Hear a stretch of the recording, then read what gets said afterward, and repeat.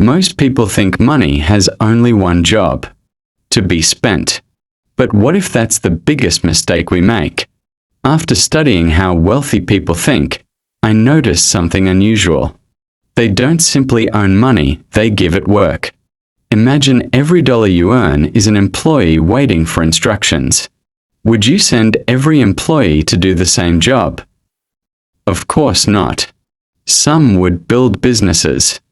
Some would generate income, some would protect your future. Others would patiently wait for the right opportunity. That's the secret. The wealthiest portfolios aren't built because every dollar works harder. They're built because every dollar has a different job. Today, we are stepping inside the Hall of Wealth. Where every door reveals one of those jobs. Let's begin. Behind the first door stood a builder. Not a banker. Not a trader. A builder. I handed him my first dollar and said, "Your job is simple. Go help build great businesses." He didn't search for shortcuts. He didn't chase headlines. Instead, he quietly went to work helping companies create products, hire people, solve problems, and grow over time. That's what productive investing really is. You're not betting on a number moving up on a screen. You're becoming a small owner of businesses that create value every single day. The builder looked at me and smiled. As long as people keep building a better future, I'll keep building yours.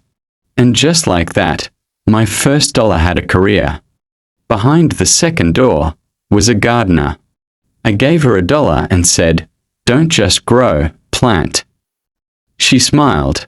Every time one tree produced fruit, she never celebrated by picking it all. She planted the seeds. Season after season, one tree became 2, 2 became 10.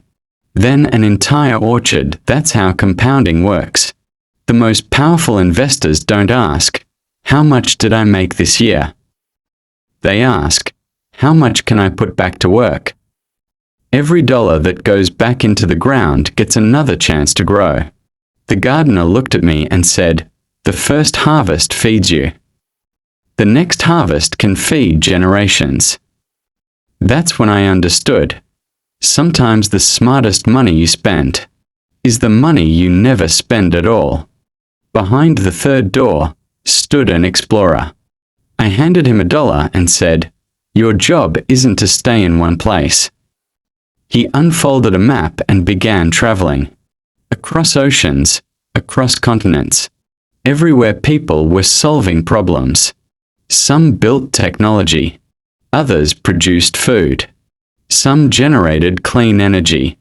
Others advanced medicine. Then he looked at me and said, "If one path closes, another will open."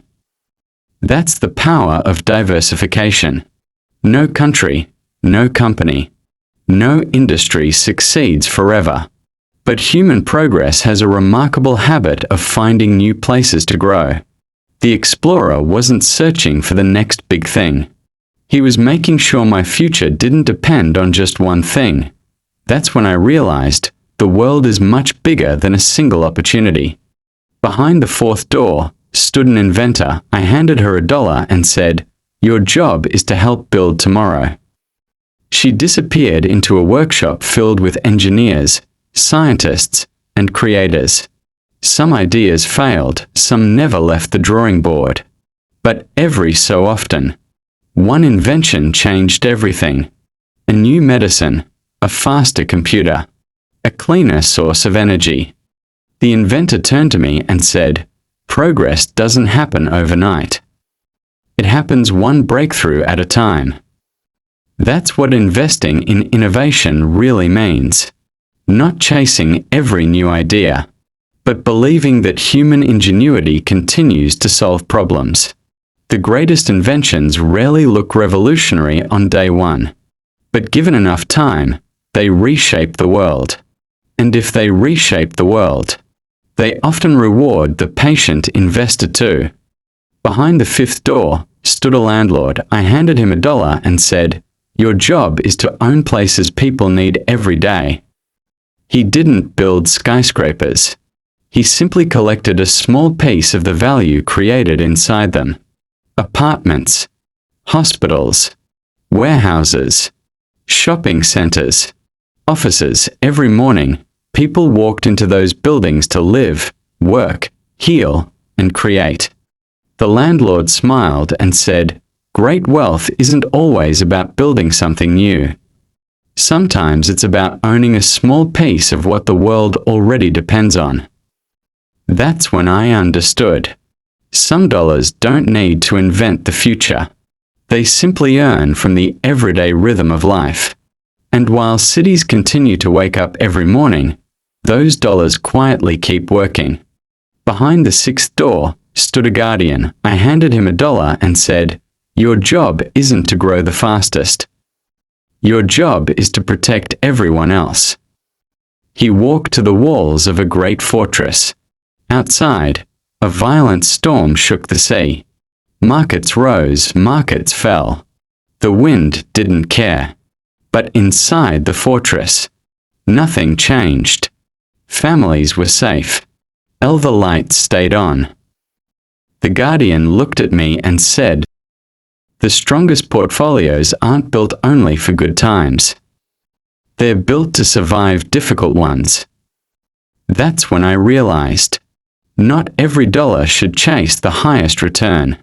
Some dollars exist so the rest of your portfolio can keep moving forward. Even when life becomes unpredictable, and sometimes, the best investment isn't the one that grows the fastest. It's the one that helps you stay invested.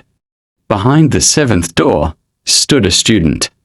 I handed her $1 and said, "Your job is to improve the person who earned you." She didn't buy expensive things. She bought knowledge, skills, books, courses, experience. She returned carrying something far more valuable than money. She returned with the ability to earn more.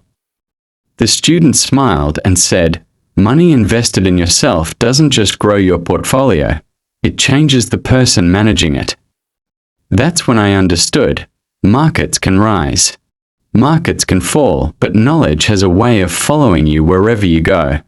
Because the greatest investment isn't always found on a stock exchange. Sometimes, it's found in the person making the decisions. Behind the eighth door stood a scout. I handed him $1 and said, "Your job is to wait." He climbed to the highest mountain and quietly watched the horizon. Days passed, nothing happened. Then one morning, a storm changed the landscape.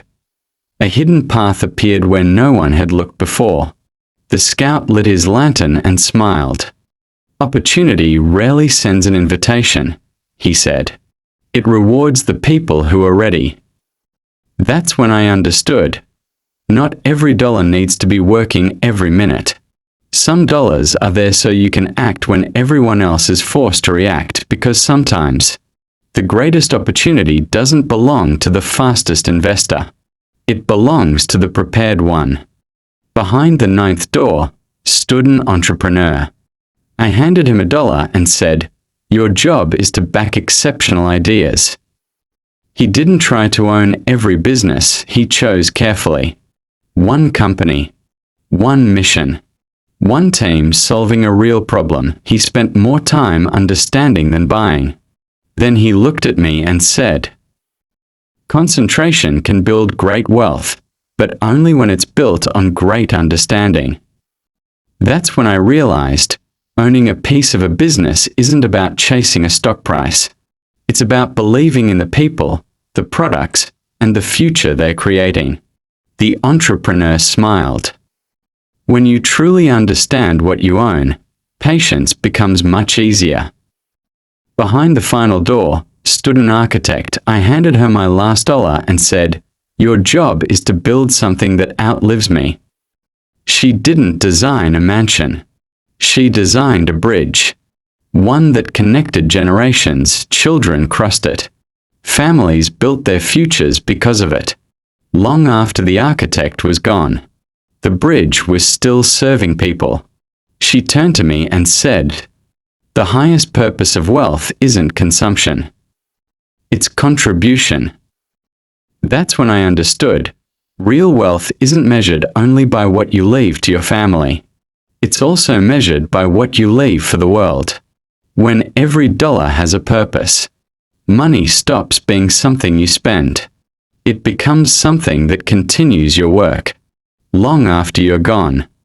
I looked back at every employee I'd hired.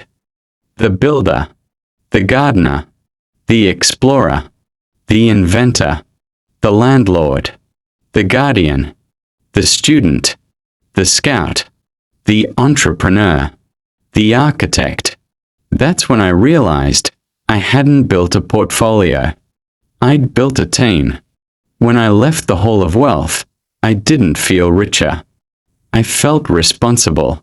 Every dollar I'd hired had a different job. One was building, one was growing. One was exploring. One was protecting. One was preparing. None of them competed with each other, they worked together. That's when I understood the secret.